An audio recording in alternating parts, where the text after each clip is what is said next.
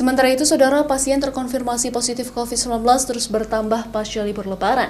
Secara kumulatif, sebanyak 1.446 orang masih dirawat baik isolasi mandiri maupun dirawat di Rumah Sakit Rujukan Utama COVID-19. Akibatnya, hampir semua ruang rawat di RSUD ZA Banda Aceh nyaris penuh.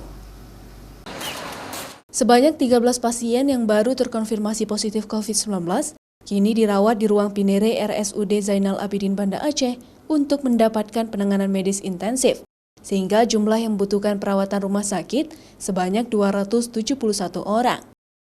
Kebanyakan kasus baru yang muncul membutuhkan penanganan medis secara intensif karena kondisi pasien yang mengkhawatirkan, sehingga membuat ruangan Pinere nyaris penuh dan juga pemakaian tempat tidur pasien kian meningkat.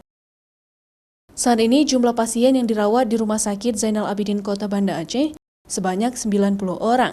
Tingkat pemakaian tempat tidur sudah mencapai 81% dari 108 tempat tidur yang tersedia di rumah sakit ini. Perpindahan virus dari satu orang ke orang lain itu karena interaksi personal.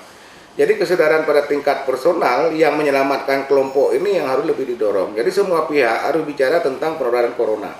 Kita mendorong para khatib, para tokoh agama, tokoh muda, termasuk jurnalis yang tiap hari mempublikasikan berita-berita COVID ini adalah untuk membangun kesadaran bahwa virus corona ini memang sangat menular, bahkan mematikan. Apalagi ini bagi orang-orang yang memiliki komorbid, sangat berbahaya.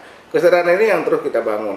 Jumlah kasus COVID-19 secara kumulatif telah mencapai 12.249 kasus.